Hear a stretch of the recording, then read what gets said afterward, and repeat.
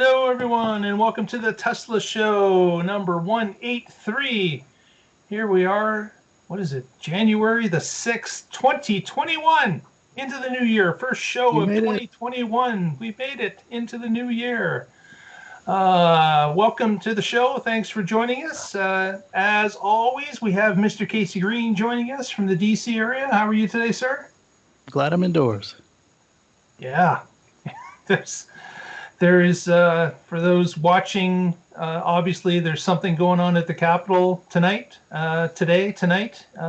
Curfew's been put in effect, and we hope everyone's safe out there. We're keeping your eye on that, but please be safe and don't do anything crazy. Also joining us, per usual, Mr. Patrick Connor from the West Coast. How are you today, sir? Hello, I am good. Yes, 2020 is trying to go extra innings, and we don't want that. Don't let it pull you back into the past. We're trying to go into the future free from fossil fuels, of course. There we go. That is the way to start off the new year, right there, for sure. And hopefully we will be heading in that direction. You're right. 2020 is a good way to put it. Is it's looking for extra innings. We don't want to give it extra innings, but right. It's looking to do that. Well, Tesla news never sleeps. There's always something going on, and this week is no exception. And of course, the huge story that was about to break last week when we had gone to air was, of course, what was going on with Tesla sales in the fourth quarter. And of course, it's a little bit anticlimactic because obviously it's been almost a week, and we have that information, and I'm sure everyone else has it already. But Patrick, give us a summary of what happened at the end of, I guess about 5 days ago. Well, yeah. So on January 2nd is when the official numbers came out from Tesla, and so as you all regular viewers know, we've been debating how many cars was Tesla going to make in 2020. And I was the most optimistic at 520. I think Mark was around 510. And Casey said right around 500,000 plus or minus 1 or 2,000. And Casey wins. The official number is 499,550, which we're just going to round off to 500,000. Technically it's plus or minus half a percent. Just because, with paperwork and everything coming through, they can't get the exact count that quick, which means that could be plus or minus 2,000 cars. So it might actually, when all the dust is settled, to be over 500,000. But there's still no chance of my 520 ever being right. So Casey, you win. You win the day. Casey was right. Listen to him for all future predictions, except full self-driving, where I'm the most pessimistic. It's funny how. For numbers, I was the most, for deliveries, I was the most optimistic, and for level 5 day, I'm the most pessimistic. But we'll see. So more fun to come, and so there's the numbers. I don't want to bounce into these too much because reading numbers to use over the air is not exciting. But they produced 509,737 units, so that's awesome. Their production has continued to grow, and every quarter they're making new records, and 2020 was obviously a record year since it consisted of a series of record quarters. This is great news, and for 2021 it's going to be even higher, and we can start a whole new betting round right now, anywhere from 800,000 to 1 million, and it's going to be an exciting year. What that number turns out to be is going to have a lot to do with when Austin and Berlin come online, and how that ramp up goes. We'll see, we'll get to watch how that story plays out throughout the year. Should be fun and exciting to watch. 1.1 million. That's my guess. Oh, Mark's going big. Where are you at, Casey? Oh, I'm gonna wait and see what they got, and then I'm gonna go from there. Okay, after winning the last one, he's playing conservative. I'll go for 950,000. That's of course we can adjust these as new data comes in. That's the scientific method. I'm actually very comfortable saying 750, and then up to 1 million. I know that's a huge spread, Okay. but we'll see what they guide between that. Okay. All right. Between $250,000 and $1 million. You're so far you're absolutely going to be right. You've covered enough ground there that I think you're guaranteed. Okay. Cool. That's it for that story. All righty. So, yeah, we'll keep our eye on that. Of course, over the year, as stories come in, that number could adjust in many different ways. But I am optimistic based on what happened here in the last quarter. And of course, as Patrick mentioned, 4 quarters of records together, obviously reaches another milestone for the year of 2020. So glad they reached it and or came darn close to it. And we certainly look for more in 2021. Next, we had a little bit of a price drop, and Casey's going to tell us about something that dropped $50 in price. And what was that? The Tesla Chademo adapter. You can get it for $50 US less.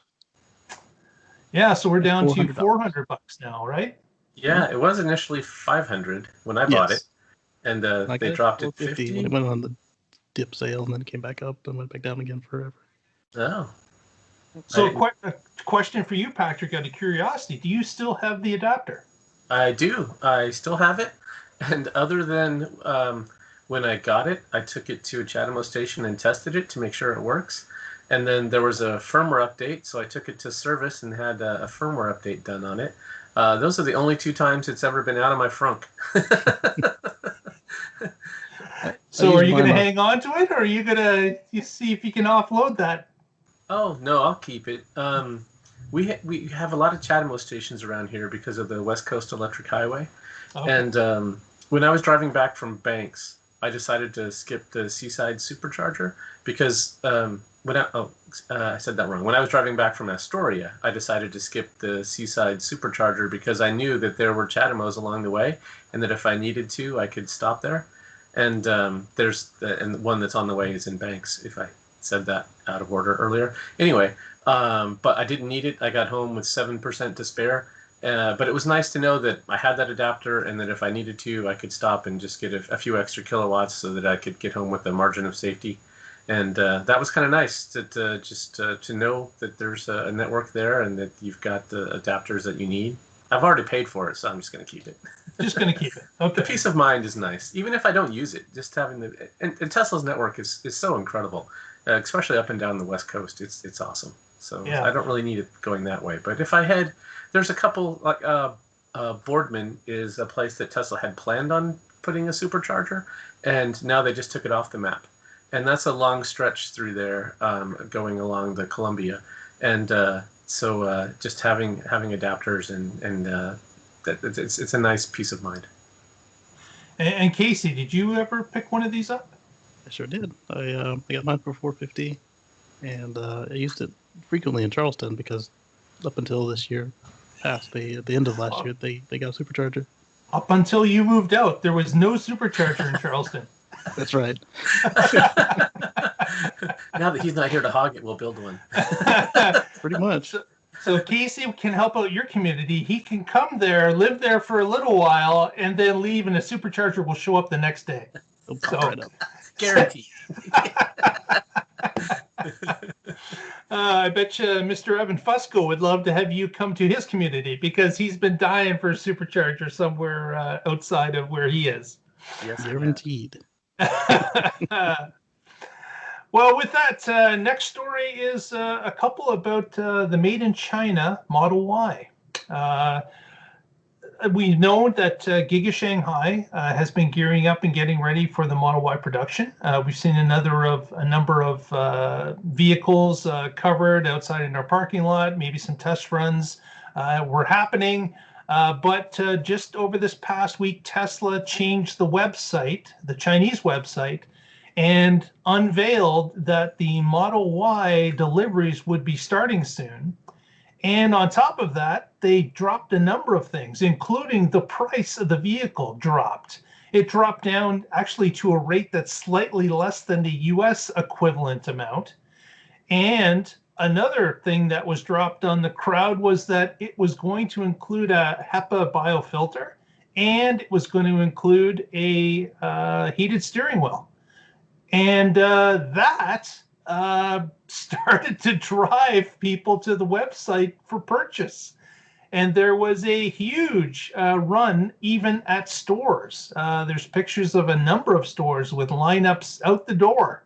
And apparently, and I'll roll this into the next story as well, because it just makes sense for saying it right now, is that there were rumors that there were over 100,000 Model Y orders taken in China during that first number of hours. Yeah, and they said within 10 hours.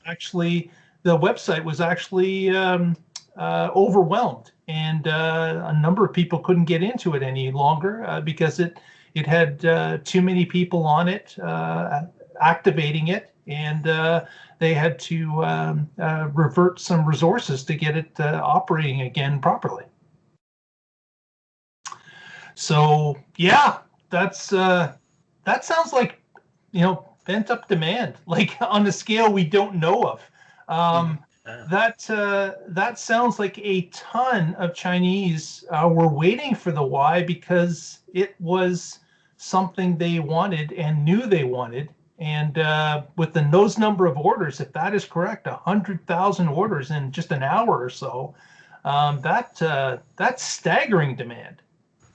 Absolutely. And this is the Y hasn't even been out that long, and now they're already making improvements to it.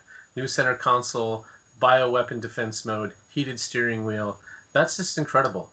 This company, I mean, these aren't huge innovations, but they're improvements. And if you're making improvements like this on a consistent basis, you're just going to be they reduced the price and made the product better. That's awesome. That's what we want to see doing over and over and over again. Yeah, go ahead, Casey. It goes to show what Musk was saying the whole time, that the Model Y is going to be their best seller. So. And since we're kind of touching on this, I've got this later in the show, but I may as well share it at this point. Someone actually grabbed a Model Y and took a look in the frunk to see what was going on with the HEPA filter. So, can you guys see that? Yep. Okay, so we've got the large HEPA filter underneath the. It looks like the frunk's lid that everyone can take off. Whether you have a Model 3 or Model Y, it's the same basic architecture under the frunk, where this one piece of plastic can be taken off to expose. In the Model 3's case, that's where your battery is. But in the Model Y, yeah, the 12 volt. But, not to be confused. Yeah, the traction pack. Sorry about that. But this HEPA filter looks like it takes up almost the entire compartment in this photo. Yeah, and apparently, it's going to be quite easy to remove with just some twists of those round things down there at the bottom of it to be able to remove your HEPA filter as well. So they think that maintenance, or I guess that would be replacement of the filtering system, the filters themselves, is going to be rather easy, which makes sense. Mm-hmm. It does. It looks like what we'd all speculated that it would be like a mini version of what's in the Model X, and that's exactly what it looks like, except also easier to change. Mm-hmm. And air quality can certainly be a problem in China. When I was there in 2015 in Beijing, they were having one of their worst air quality weeks ever, and it's like the Casey effect. When I'm there, things go horrible. No. Yeah, I was coughing for a week when I got home after that trip, and so I wish I was, instead of just going in taxis, instead in a nice Model Y with a HEPA filter. That would have been great. Yeah. Absolutely. So it's now it'll be interesting to see if these same changes come to North America quickly, or if there's going to be a bit of a pause. It'll also be interesting to see is there going to be any type of a price change in North America as well. So we've got the extra features and we've got a different price in China. Do all those things happen in North America, or do things just stay as they are right now? Very good questions. I We assume shall they see. look at every market and determine its needs and pricing, and so just because it happens one place doesn't necessarily mean it'll happen everywhere. Yep, as you guys know, I'm still hoping for that heated steering wheel, but the I don't know why anybody in Canada would want a heated steering wheel. but I guess we'll have to wait and see, and we will definitely do that. That picture, of course, was from our Twitter feed. You can follow us at the Tesla Life, and you can keep up to date throughout the week as we share stories there, as well as our Facebook feed, the Tesla Life #1, which of course Patrick helps with the maintenance of that site, and we appreciate that, Patrick. Thanks. Next, let's roll on to the report that came in about Gigafactory Berlin, and I know Patrick is just dying here about this because of our bet. But yes. Apparently what's happened is Giga Berlin in a report was indicated that the final permits for the completed construction of Giga Berlin would be released to Tesla in the next 4 weeks. So as you know, as they've been going through the construction process, Tesla has had to apply for different permits to build new buildings, to manage the stormwater, to cut down trees, to replant trees. All these things are regulated in the permits that they get from the community in Germany they're in. And apparently, with most of the buildings in some sort of structure already, there are other things that have to permits have to happen. So like the power will have to be turned on to buildings. They will have to be able to complete inside to start loading machinery in, and all these things, occupancy permits, these type of things are all going to have to be put in place to complete the construction. So apparently they're getting a lot closer to that. So hopefully in a month they will have everything they need to continue along. And to this point, there's only been slight bumps in the road. There's been a few days missed here and there based on permits not being available at the time, or in a case where an injunction was filed to stop them moving forward on something. So we had known at the beginning of this that Europe is certainly a more regimented continent than Shanghai was going to be in China when it came to building permits and what Tesla could or could not do. So it's good to hear, though, that they're getting down to the end of the permit cycle where they can complete the factory and start moving forward with production. But it's and that, of course, also lets us know that the actual building is drawing to a close. That's me. I've been filing all those injunctions so that Austin can win our bet. I'm going to have to go file some more. You better get on that, because I keep sending Tesla those alerts. Hey, remember to pay your electric bill. Remember to pay that water bill. It's due monthly. Pay your security deposits. Yeah, pay your security deposits. Exactly. Don't forget that stuff. Next, Patrick's got a story for us about another country joining the Tesla train. Oh, that's right. Yes. So this is from Electrek. Mr. Fred Lambert. Tesla gets the green light to import electric cars into Israel. That is great. Another country, and Tesla's been trying to get this under their belt for a while, and there have been a few hurdles, and there's certainly a market for it there. This is where a Better Place used to be, if you guys remember Better Place. My friend Shahaf worked there. And they were trying to do the battery swap thing with electric vehicles, and it never quite got off the ground. But there's certainly, when you live in a country that where a lot of oil comes from countries that you might not be friendly with, you don't want to be dependent on that as a resource. And so electrifying Israel for transportation makes a whole lot of sense, and I'm glad that Tesla is finally going to be able to deliver cars there and help our friends in Israel become electric. joining our future free from fossil fuels. Just to throw it in again, because it's so much fun. Now that I can say it without stumbling over it every time.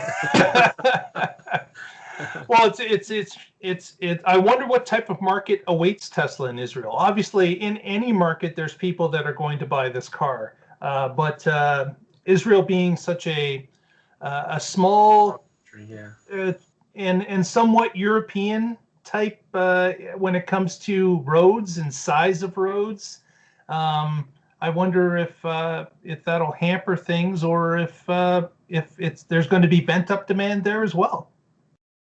Yeah, we shall see very soon. It'll be in next year's production and delivery, I hope. Yeah, so they said once they got that green light, that they were saying that deliveries are imminent. That all they needed was that proper paperwork to be filed, and Tesla maybe dropping. What I wonder again, Israel being on the water, do they receive this stuff? Again, we don't know. Is it by boat? I don't know what port it's going to be delivered to. But yeah, there's certainly a lot of high tech in Israel. So there's going to be a lot of like for an audience for Tesla products. There's a lot of tech forward people there that this will definitely align with their values and things that they're interested in. Yeah, exactly. So good for Israel on the board, and another country never hurts when it comes to Tesla sales numbers either. That's right. Very good. You know, our next a better place was. Mm-hmm. Yeah, absolutely. Our next story is that Patrick kind of alluded to it earlier, that Tesla has updated its mapping for superchargers. So I got alerted through this by Drive Tesla Canada, which obviously was covering the Canadian angle, and found that there were 30 new supercharger sites scheduled for Canada, and they mapped out each of them. Tesla's map, you can go in and view it to yourself. The link will be in the show notes. You can click on, and inside that article, there's an actual hyperlink that leads you to the official Tesla site, where you can view it in great detail and see the different locations that have even been selected for future sites. But not only in Canada, but in the US, there's quite a number of superchargers going in. And the world, for a fact, where we currently are in Europe, and of course in China, is expanding like gangbusters as well.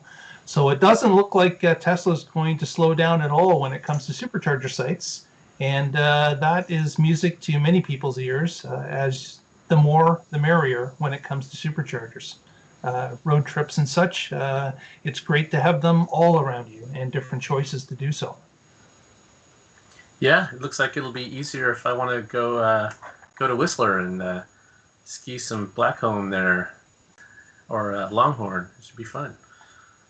Yeah, it's there's quite a bit of, and it seems, of course, with Tesla covering in North America, which is what I'm familiar with them covering the main thoroughfares, east and west, north and south, it does seem, as Patrick has mentioned, they're kind of now pressing off into newer areas, entertainment, national parks, places where is off the beaten path. They're starting to push out into those areas. That's certainly the case in Canada. We only have one east to west road, the Trans-Canada Highway, and they've covered that already. But pushing up into national parks and off the beaten path to connecting major cities out west is something that they're starting to add different routes to. So in the US, I can only imagine it's the same thing based on the expansion of that map. Yeah, like I said earlier, they already have a pretty good supercharger network around here, but like you said, like in Evans area, there's still some improvements they could make. So yeah, this is great to see them not slowing down, because as more and more cars get out there, it's better to have more places that people can stop.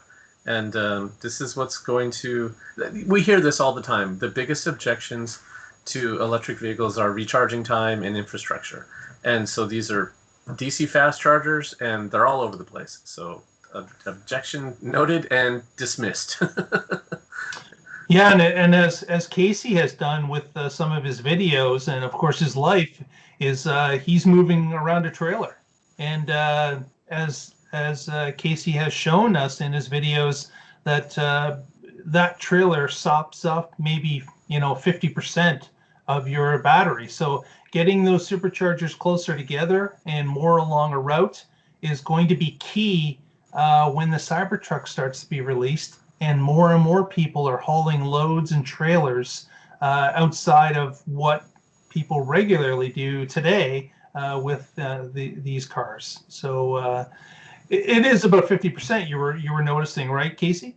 Yeah, I would go from around 300 towing nothing to around 600 to 1 kilowatt hour per mile, or per mile. Yes, kilowatt hours per mile.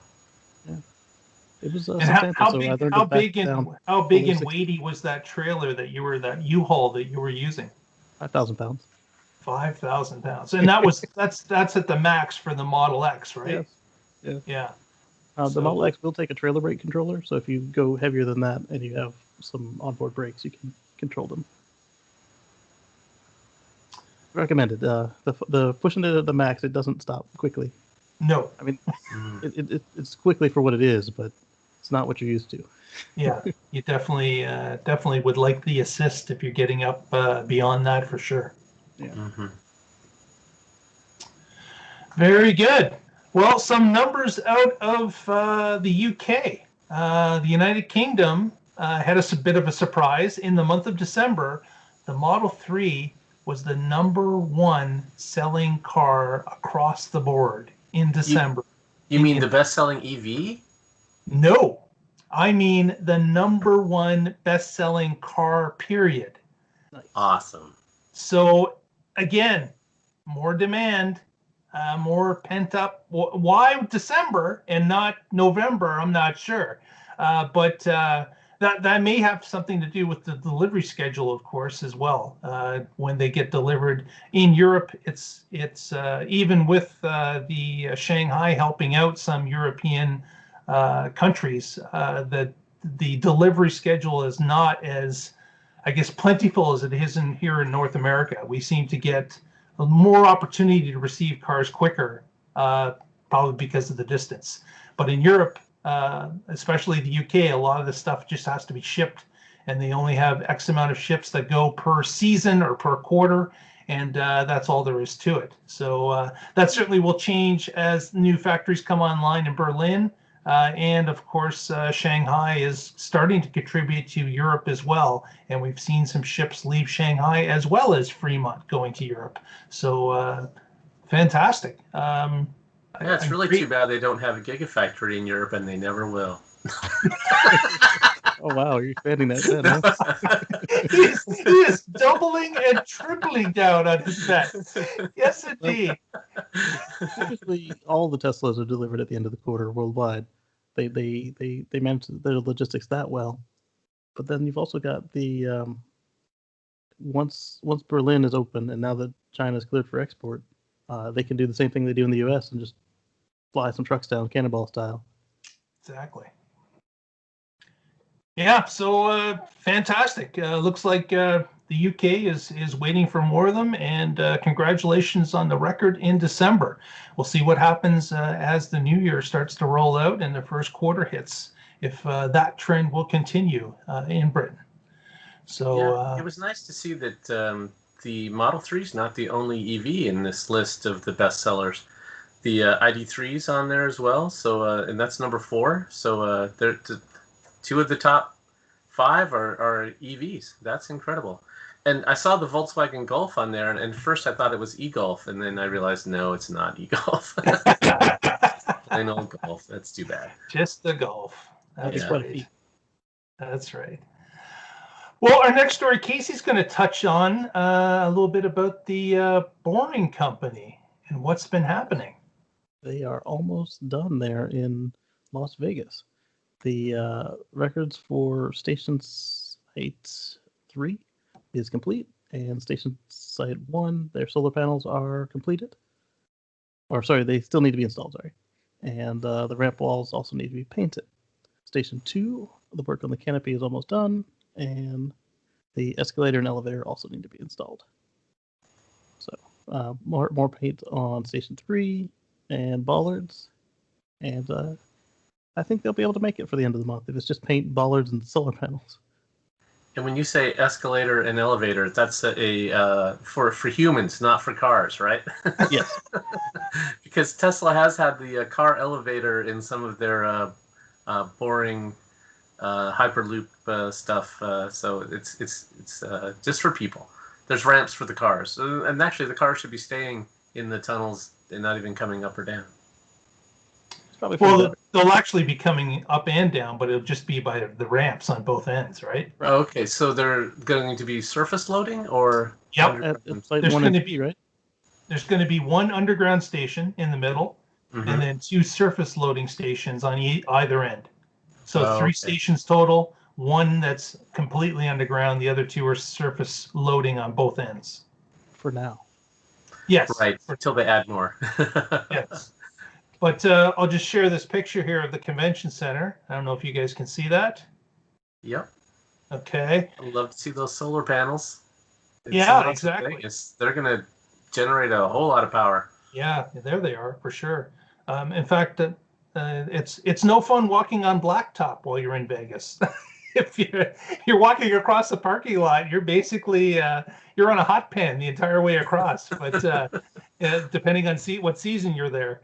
Yeah. But you can notice in this photo that we've got the ramps now noticeable on the corner of this particular installation, where the cars will come up and go down, I'm assuming. Oh, yeah, on the right. Yeah, it looks like it's one lane, though. Yeah, and then right here by the white pickup truck, we've got another trough that looks like this might be the lowering ramp, and this might be the coming up ramp, or vice versa. But it does look like with this block off here that this could be lower as well, so the cars could possibly drive down here. I'm guessing. Maybe it's just perspective that this is really wider, and 2 cars can go side by side down this particular curved one. But there is another shot from another site that shows on the other end that both cars definitely go down on that side on a curved ramp like this is. So it just might be our perspective that there maybe is 2 that would fit side by side there. Well, even if it is only 1 lane, cars are better at zipper merging than humans are. Yeah. Right, but you wouldn't want one coming up and then going down in the same lane. Oh no, that would be less efficient. Yeah. The question would be: do they want to impress people with a nice catapult, or do they want them to come out at hyperspeed and slow down? Yeah, it's well. Again, we believe that in order for them to reach the deadline that they have, which of course was supposed to be the beginning of CES in 2021, which is this month, that Tesla's going to have to start putting some of the Teslas in the tunnels to test this out, because they definitely could start with just drivers. That may be the case that starts with, but they're going to have to hone the software a little bit to work inside tunnels. And it'll be, I gotta believe that they're chomping at the bit if you were in charge of that for Tesla to actually start getting cars in the tunnels and performing some of those tests and timing what's going to happen, how fast you go in those tunnels, and what the spacing is going to be like. And I'm sure that the outside media is going to be given some sort of a tour of this as they get their ducks in a row. Yeah, absolutely. And I've got to believe that they're already working on the software in parallel in a test tunnel somewhere near SpaceX, or they already have test tunnels from SpaceX, right beside SpaceX. Yeah. They've got that almost a mile long, right beside SpaceX. Yeah, so I would guess they're doing software development right there in that. And if they need to make any tweaks in the tunnel, like, oh, we have to have this line painted on the left side or whatever, that they're figuring all that out right now so that when these tunnels are ready to go, they know exactly the specifications to build them. Yeah, I figure if they have any humans involved, it'll be to push the go button and to maybe drive on the surface. I don't know. Based on watching Jay Leno, I don't know that they want humans to drive in that tunnel. Right. Well, you totally don't agree. want Jay Leno driving in that tunnel. You That's definitely for don't want Jay sure. Leno driving. It looks like it will be rife for accidents if they let the humans drive in the tunnel on a regular 5-8 hour shift or longer. Yeah, and they would have to limit the speed to something reasonable that a human could manage, where if it's AI driven, they could jack that up a few miles per hour. I'm really surprised they're doing surface loading because, like you said, Mark, it is hot in Vegas. It was 105 when I was there, and in the shade? that was yeah, I don't know. There was it was definitely hot. We went to the I forget what it's called, 0 degree ice bar to chill out. That was a fun trip. And Or for people in Canada, that's Calgary. That's just called open your window, and yeah, you don't have to worry about it. I remember, I'll just take you down this road a little bit, but I went to Orlando on some sort of a business trip, and the thing that the people that set it up thought would be a great thing was to go to one of those ice rooms where you could go in and get a drink and, you know, wear a fur coat and mitts and hats. And I was like, I could do this at home. Why on earth would you arrange this for Canadians? This is the wrong thing. He came down to Orlando to escape this. This is what you call a regular Wednesday night in February. Well, if anybody was feeling homesick, that was your coping mechanism. Exactly. But yeah, surface loading seems like a bad idea in Vegas. Well, I bet you it had something to do with the cost. Because Yeah. of course building underground stations costs a lot more, and I'm sure that the people that signed up for this, all those costs were weighed. They were looking for the cheapest way to move people between convention centers. But as Tesla moves to the rest of Las Vegas, those connections are definitely going to be happening underground. So yeah, the casinos are going to do it right. These will probably be the only 2 surface stations. Well, no, I shouldn't say that. If there's specialized ones that go off and end at a hotel, they still may come above ground. I guess that would make sense too. But certainly there's going to be a lot more underground connections than there will be above ground. Right. So if you're going from casino to casino, you're probably going to be underground at both ends. Yeah, there's 2 benefits right now to having above ground stations. One is with the pandemic, get fresh air. That's 2, true. They obviously didn't design it for the pandemic, but 2, having an above ground station is an easy interface for that taxi cab union. Oh, very true. You can go from the cab from the airport to the Tesla tunnel, the boring tunnel. Until they build that tunnel to the airport. Then look out. Right, but yeah, you can. There's still lots of places it doesn't go, which you might take an Uber, a Lyft, or a taxi, and a surface connection makes a lot of sense. Yeah. Well, so if you're an ice cream truck in Vegas, this is where you want to start going when there's a big queue of people at the surface waiting to. Yeah. I think someone might buy a few ice cream sandwiches from you. Yeah, you have to use that new ice cream tone because the one that's built into the Tesla might might throw you off. Yeah, I'm interested to see this. This is exciting. I can't wait to see that tunnel lit up and the first couple cars go through. But and again, it's going to be soon, so keep your eyes peeled because we'll definitely be talking about it when it does happen. Yeah. With that, we've got Patrick with a special story for us this evening. That's right. I am currently coming to you from a battery-powered house. We have Tesla Powerwalls. They installed them on the last day of 2020, just in time for the incentive for my taxes for 2020, which is great. And Mark's got some pictures there. They brought them in and stacked them up in my garage, and then started the unboxing process.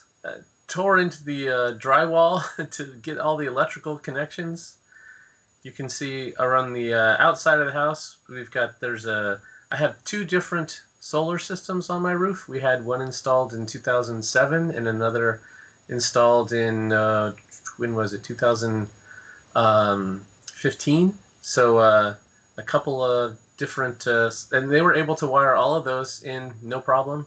And there are the Powerwalls with their plastic wrap on them still. And then the bottom one there is with the wrapping removed. And they left it on intentionally, and they said that we used to remove this, but a lot of customers said that they really enjoyed doing it. So now we remove enough to do what we need to do and make sure we have the right ones, and then we leave the rest of it on. So that was a fun little family event. Okay, everybody rip one off. And you can see the middle one is red. That's the Founder Series, and you get that one through the referral program. So hey, thanks to everybody who used my referral code. You got me one of these for free. And that's the whole reason we ended up getting it. I probably wouldn't have got Powerwalls, but hey, I'm going to get one for free. And then there's a federal incentive for it as well. That helps bring the price down. I thought I was going to get an Oregon State incentive. I was looking at the rules, and they said it's 40%. And I was like, oh, wow, cool. That's going to be, I don't know what the number was, $6,000. And then I looked, and it said, oh, but there's a cap for battery projects or energy storage products of $2,500. I'm like, oh, okay, well, that brings it down. That's still $2,500. That's great. And then I kept reading, and then it said, this only applies if it is installed at the same time as your solar PV. I'm like, oh, man. Yeah. So the state incentive turned out to be 0 instead of 6,000. I kept reading the rules, and the number kept going down. I'm like, I should just stop reading. I don't understand why they have that restriction. Either the batteries are a good thing to have in the system, or they're not. Why does it matter whether I installed my PV several years ago or at the same time as this? That part is a little ridiculous. Well, with this installation, Patrick, 3 units being plugged into an existing 2 solar arrays separate. How long did that take approximately from when they showed up? Oh, so they came on the day before, and they scoped everything out, and they figured out the plan, and then they left the parts, and then they came with the full crew the next day, and they did it all in one day.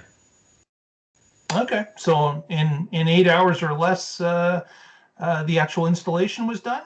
Yeah, they showed up just before 8 a.m. and left just after 5 p.m. Yeah, that included repairing the drywall where all this they took out, and then when they were cutting that drywall, if you scroll up a little bit, Mark, right there, that underneath the on the right is our internet connection, and our internet ended up going out. And it was just one of the wires got jiggled and it popped out. And so we were out without internet and without power for most of the day. But at the end, I said, when they said, okay, we think we're all done, I'm like, our internet's not back on. And they were like, oh, it shouldn't even have gone out. We didn't know. And so anyway, we figured it out, and they were really helpful. It was a great crew. They walked me through the whole thing. With some systems, if you only have 1 or 2 Powerwalls, you often have to have a current inrush reduction called the slow start added to your air conditioner. And so they had us try out our air conditioning. So it's funny that I'm running my air conditioning in late December, but they had to test it. And with 3, we were fine. We didn't need to have that slow start device added to our AC unit. And obviously the Powerwalls come with a new app. Is that correct? It adds to the existing Tesla app. Yes. Okay. And it's like a lava lamp. I've been watching the power flow all day. Like, oh, it's taken from the grid. No, it's taken from the solar panels. Oh, it's charging up the batteries. And it's so much fun. I was mesmerized. And each unit, remind us again, what is the size of the kilowatt battery in each unit? They are 13.5 usable kilowatt hours in each. So you've got over 50 kilowatts of power. That is right. Yep. Yeah. Yeah. 50.5 to be exact. And that obviously, you've only had it a small amount of time, but what is your expectation for being able to for a blackout or a brownout? How long do you think you could last if those were fully charged? I think we could go. Well, okay, in the summer when we're running air conditioning, it's going to be a lot smaller number. Yeah. Except that the cool thing about these batteries is it allows the solar panels to keep operating. So normally in a blackout, if you don't have batteries, your solar system shuts down. And you might think, "What? You've got solar panels; they make power. Why can't I power my house with it during a blackout?" Well, because uh, you have to have somewhere for that energy to go. And the odds of the solar panels making exactly what your house needs is 0. And so when you make surplus, it feeds it into the grid. And if you don't have enough, it draws from the grid. So if the grid goes down, you have to shut down. But with batteries, hey, the solar PV system gets to keep working. So that means in the summer, I could run indefinitely because we make more than enough off of the solar panels. And so that's great. And in the winter, I don't quite make. Actually, we make far less than we need. So we would have to go through and shut down all the non-essentials, and then I think we could go for 2, maybe 3 days if we're really running on bare minimum. But our house, we've got a bunch of smart devices, and of course we have our electric cars that we're charging at night. And I have a pond in the backyard that has a 400-watt pump that's running all the time for the water flow. And so if I shut down a whole bunch of stuff, that would help stretch that out, and we could make sure that we could run our furnace because we have to, even though I have a gas furnace, it has fans that are electric, and so if you have a blackout, you don't have power. And same with hot water, because they all run on electricity, even if they're natural gas. So the cool thing about this is we'll be able to keep actually hoping for a blackout just to see how things work. Yeah. Not that anyone wants a blackout, but Patrick's hoping for one. So just a little one, short one, just to test things. It would be nice to have my neighbors come by and go, "Well, how come you still have power? Here's my referral link." Are those, obviously those are on the outside of your house? Is that facing a neighbor's house? Like, would the neighbor see that you have 3 Powerwalls? Oh yeah, yep. Yeah. That's right between 2 houses. We each have our own little alley side, and yep. So they will definitely see those when they're like shoving their lawnmower into the backyard. Like, what is that? That is very cool. I am very envious. That would be fun, a fun system to have. And so you don't get a new app on your phone. It's just an extension of the Tesla app, and you kind of get like an extra tab or something. Exactly, yeah. So when you have multiple vehicles now, you swipe left and right for the vehicles, and this replaced the solar one that was to the far right, and now it has this instead. In fact, oh, my tablet's shut off, or I'd show you. But yeah, it's right there, and you can adjust it for whether you want it to just be purely for backup or whether you want it to be for cost savings. If you have a time of use plan in your area, you can tell it when the peaks are. So we have a peak starting in 6 minutes. So all the solar that is collected during the day today, it will start discharging as soon as we hit peak. So that will reduce our peak usage. And the cool thing about that is, like this time of year, by 5 p.m. the sun is set, and we're really only making solar from like 11 a.m. to maybe 2 p.m. I'm north of the 45th, and it's December or January, so it's winter time, so I'm not making a whole lot. The cool thing is that this allows that to time shift. Before, it would have been offsetting a mid-peak because it would have just been feeding into the grid. And now, instead, it's going to feed into my batteries and then get drained during peak times. So now I'm offsetting peak hours instead of mid-peak is what they call it. Tesla calls it shoulder time, and my local utility calls it mid-peak. So yeah, this is working great to time shift my energy usage. Well, we will definitely be looking forward to getting some updates from you as to how the system works and what you're experiencing with some charts and some information. Yes, I actually started just looking at. Everybody's asking me the same question: how long will these power your home if the power goes out? And so I've started pulling data from all of our past year of usage, and I'm going to start doing some in each season sort of calculations. I will definitely have an update coming to you soon. All those Fantastic. gory details. Fantastic. Well, with that, that's going to round out the evening of stories. Casey, any new videos coming from you? Yes, right before we started, it came back from recording a deep dive on 2020.48.30, and we got a couple other videos that I put up on the channel over the weekend. You can check them out at youtube.com/Casey Green. That's KACEYGREEN. Very good, very good. And Patrick, we were showing pictures from your actual blog, Cars with Cords. So Yep. Is that where you're going to be putting some of this information as time goes along? Yeah, thanks for the plug there. Carswithcords.net, and I took a week off for the holidays, and I typed a bunch of stuff. So I've got all kinds of blog posts coming out for the next few weeks, talking about the future of batteries in transportation, and I did some interesting research in the culture of VW and how I think they're going to progress, and compared that to Toyota and how different those two are. It'll be really interesting to see. This is a monumental change, and the question is, are they going to be nimble and adaptive, or are they going to fight it and go down and crash into the iceberg, I called it? Time will tell that answer for sure. But we would like to thank you for watching. If you haven't already, please give us a thumbs up at this point. That helps the show and helps us get in front of more people. Also, if you haven't subscribed yet, it's free. What are you waiting for? It's not going to get any cheaper. So please join us with a subscription, and that helps us out as well. We'd also like to thank Lee Moon for providing our music that we use at the beginning and end of shows. And we would also like to get you to follow us on our other social media feeds, Twitter @The Tesla Life, and of course on Facebook, The Tesla Life #1.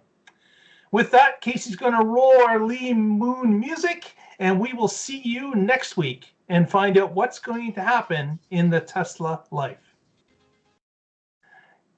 I don't hear the music. There we go. There's the music. Bye, everybody. Fantastic. Have a great week, everyone. Bye-bye.